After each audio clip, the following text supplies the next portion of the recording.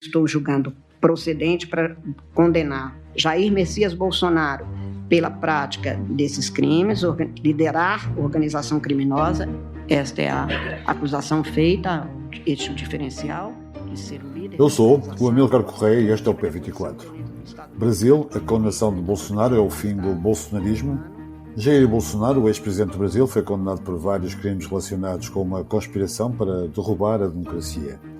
A condenação foi confirmada ontem com o voto da juíza Carmen Lúcia, do Supremo Tribunal Federal, que ouvimos na abertura deste episódio, depois de os seus colegas Alexandre de Moraes e Flávio Dino se terem pronunciado a favor da culpabilidade dos réus por todos os crimes de que eram acusados, formando, sim, uma maioria para condenar o ex-presidente.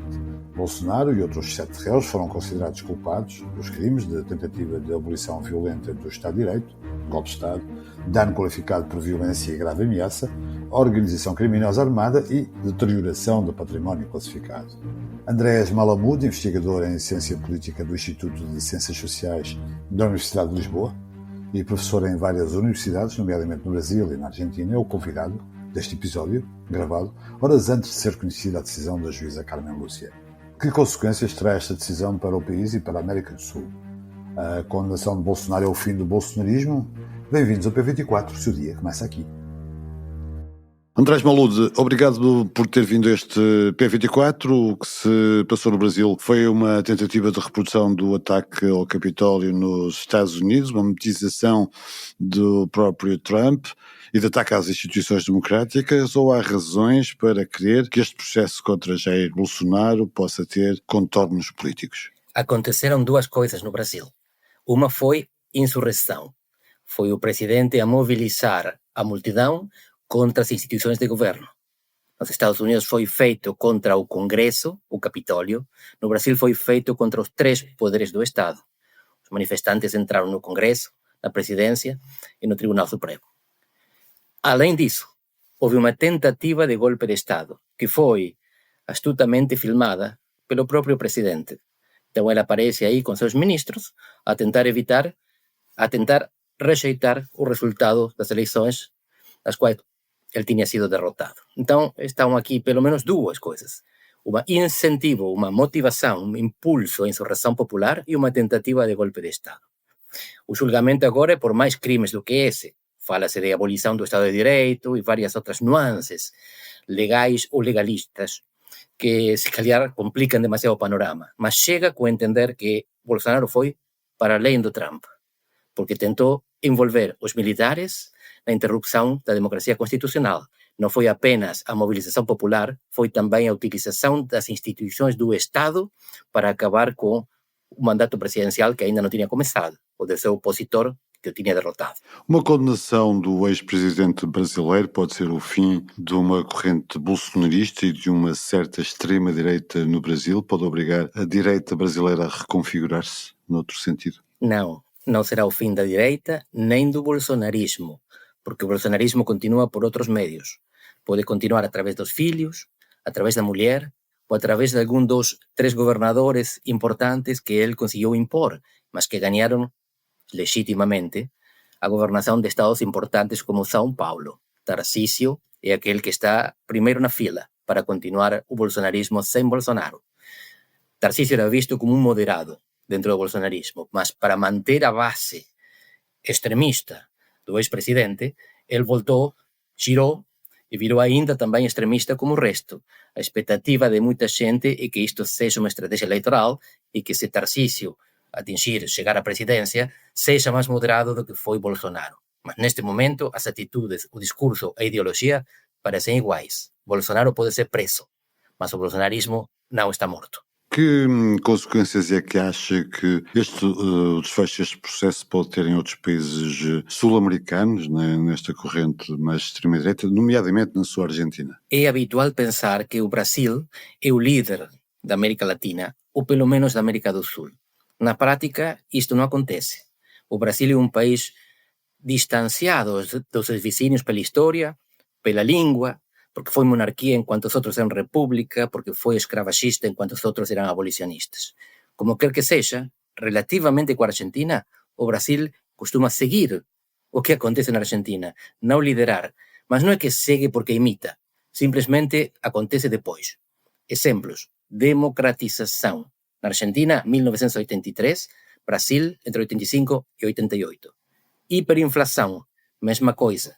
Argentina, 89, Brasil, 1 ou 2 anos depois. Ditadura militar. Ditadura militar. A Argentina começa em 1930. Há quem diga que Getúlio também foi um ditador, mas não a partir de 1930. O Estado Novo brasileiro é de 1937. O Brasil começa em 64. É bom relembrar isso, agradeço. A Argentina tem ditaduras em 30, em 43, em 55, em 62, em 66 e em 76, estou a falar em anos. Quer dizer que a ditadura brasileira de 1964 chega depois de 4 Argentinas e antes de outras 2 Argentinas. E a estabilização é a mesma coisa. A convertibilidade da Argentina é anterior ao plano real. Mas, repito, não é que o Brasil esteja a imitar a Argentina, é que habitualmente as coisas no Brasil são mais lentas e acontecem depois. O Brasil não é um exemplo, não é um role model, não é uma agenda setter para a América Latina nem para a América do Sul. Os países olham porque é importante o que acontece no Brasil, mas é importante porque o Brasil é pesado, tem impacto no comércio, tem impacto sobretudo na fronteira, mas não porque ninguém imite. Já agora, já que falou na Argentina, a única semelhança entre Javier Milei e Jair Bolsonaro é o facto de serem protegidos por Trump? Ou há algo mais do que isso? É muito boa essa, porque essa é fundamental. Mas tem uma boa relação pessoal também, é uma afinidade. A gente, para definir um cão, pensa, tem 4 patas, mexe a cauda, ladra. Para definir a ultradireita não é preciso procurar uma definição. Chega com ver que eles são como os cães, reconhecem-se entre si. Milei e Bolsonaro e Trump reconhecem-se como parte da mesma família. Mas Bolsonaro é muito mais parecido com o Trump do que Milei. São nacionalistas, põem Deus por encima de tudo, que é uma característica típica do Brasil e dos Estados Unidos, para além dos seus presidentes, e são protecionistas. Milei, em princípio, não é nem nacionalista, a sua ídola é Margaret Thatcher, nem protecionista, é um libertário, ele quer livre comércio. Então, são muito parecidos no estilo político, na agressividade, mas são bastante diferentes no approach econômico. E, além disso, o Trump e Bolsonaro rejeitaram a derrota eleitoral, enquanto o próprio Milei, domingo passado na Argentina, o primeiro que disse no discurso depois de cair na província de Buenos Aires, depois de ser derrotado, foi: perdemos, aceitamos a derrota. Faz grande diferença. E porquê é que um país como o Brasil faz com que o presidente dos Estados Unidos esteja assim tão empenhado em evitar uma condenação de Jair Bolsonaro, a ponto de falar, já não vou sequer referir as taxas aduaneiras, mas falar inclusive no uso da força?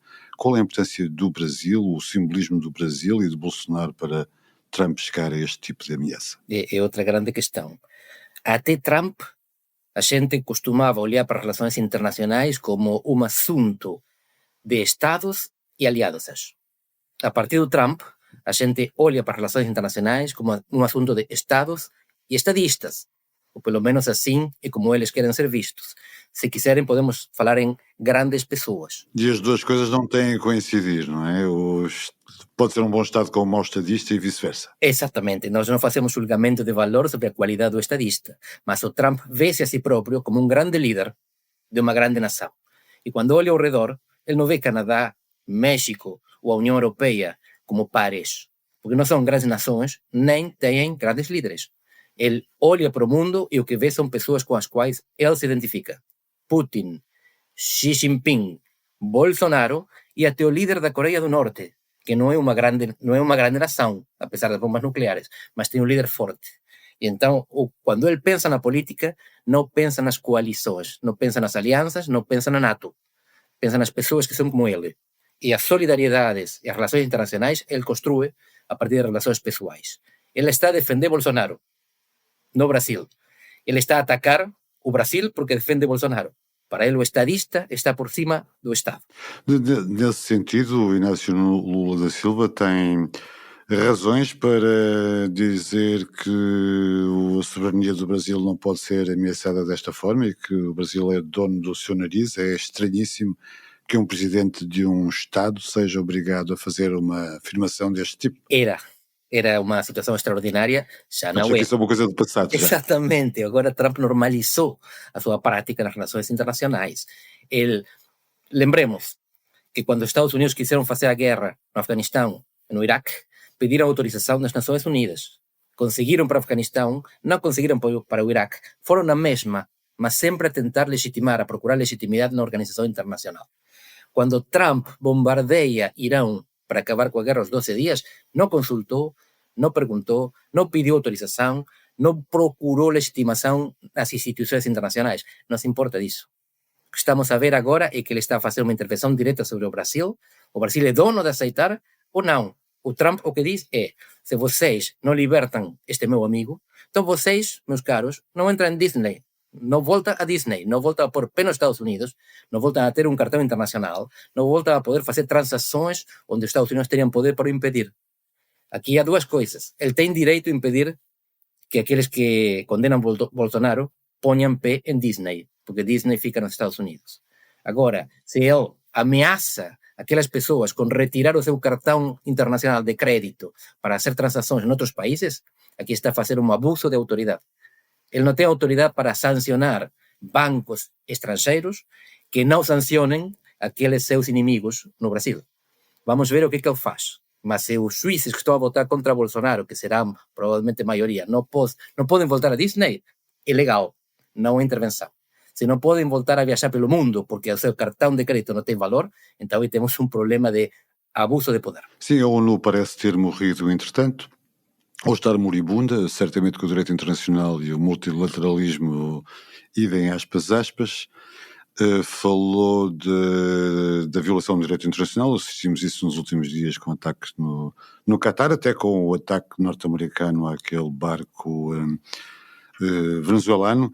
Esta ameaça à Venezuela e a atitude para com o Brasil são sinónimo de uma maior intervenção dos Estados Unidos na América Latina, que sempre foi o seu quintal de preferência, apesar de entrar em contradição com todos aqueles objetivos do movimento MAGA, de que não queria intervir no estrangeiro.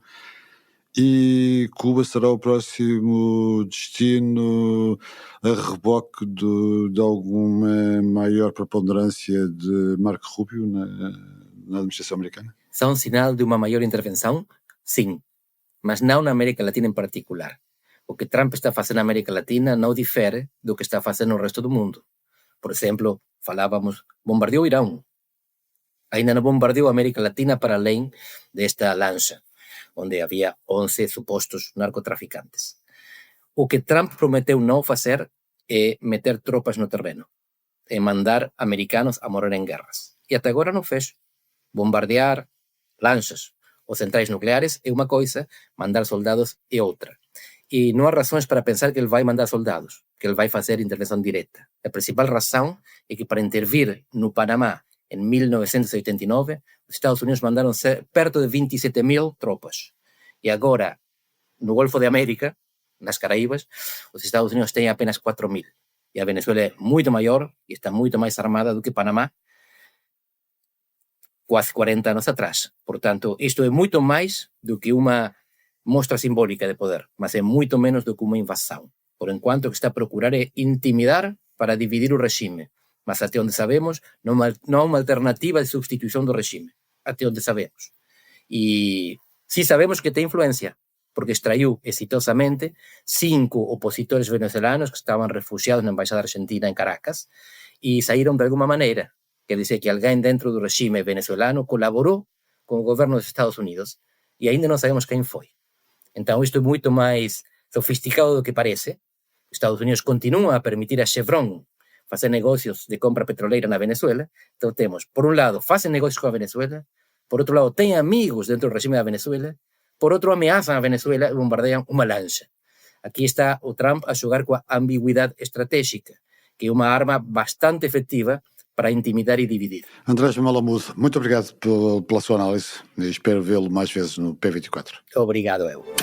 Acidente ferroviário entre Nelas e Mangual. Uma autêntica catástrofe. Minha mãe ligou para a estação. Então era-me o comboio de Alcaface e já que passou de Nelas. É impossível determinar o número de mortos que eventualmente estarão dentro destas carruagens. E o chefe da estação disse assim, estamos desgraçados. Passam 40 anos sob o dia em que 2 comboios chocaram a alta velocidade perto de Alcafaxe. O erro foi humano, mas quando foi detectado já era tarde demais. Morreram entre 150 a 170 pessoas. Ouça este novo podcast narrativo do Público, dividido em 3 episódios, chamado Alcafaxe, o maior acidente ferroviário em Portugal, em publicopodcasts.pt ou nas plataformas de streaming habituais. Não perca. Obrigado por ouvir P24. Voltamos na segunda-feira. Tenha um bom fim de semana. Para não perder os novos episódios, subscreva este podcast do Público na sua aplicação preferida. Para além deste programa, há mais para descobrir em publico.pt/podcasts. O Público fica no ouvido.